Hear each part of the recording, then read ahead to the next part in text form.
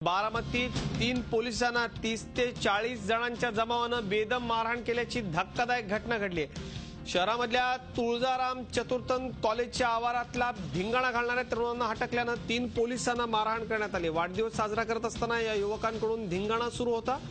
तो रोखायला गेलेल्या 3 पोलिसांना 40 ते 50 युवकांनी बेदम मारहाण केली। यावेळी पोलिसांना दगडानं ठेचून मारहाण करण्यात आली। सुदैवानं हे दगड खांद्यावर पडले। यातल्या एका जखमी पोलिसाला बारामतीच्या खासगी रुग्णालयात दाखल करण्यात आले, तर 2 जणांना पुण्याच्या ससून हॉस्पिटलमध्ये उपचाराकरता हलवण्यात आले। हा प्रकार कॉलेजच्या सीसीटीव्ही कॅमेऱ्यात कैद झालाय। मात्र सीसीटीव्हीचं फुटेज द्यायला कॉलेज प्रशासन आणि पोलिसांनी नकार दिलेला आहे।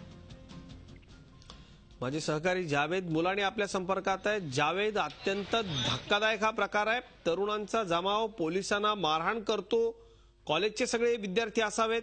अत्यंत धक्कादायक आहे। काय अधिक माहिती आहे, काय कारवाई केली पोलिसांनी?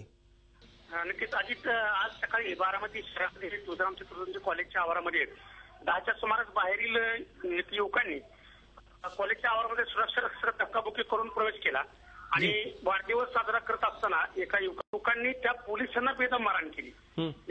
यावेळी पोलिसांना त्यावेळी खूप म्हणजे त्याच्यामध्ये धक्काबुक्कीचा प्रकार चालू झाला आणि पोलिसांना मारहाण त्या युवकांनी करून ते तेथून पसार झाले।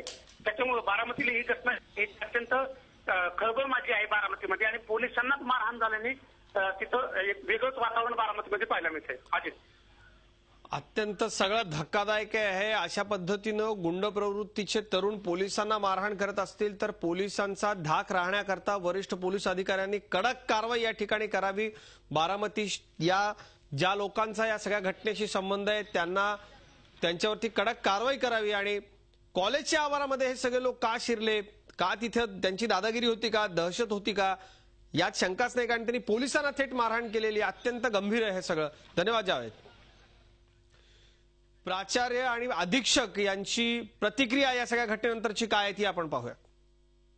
जेव्हा ते आत शिरले तेव्हा त्यांनी महाविद्यालयाचे जे सुरक्षा कर्मचारी होते त्यांनाही धक्काबुक्की केली।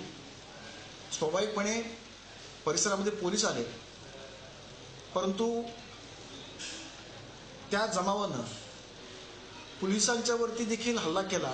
पोलिसांना मारहाण झाली त्या संदर्भानं आम्ही जे सीसीटीव्ही फुटेज किंवा इतर सर्व माहितीच्या आधारे त्यामध्ये आरोपींची नावं आम्ही निष्पन्न केलेली आहेत।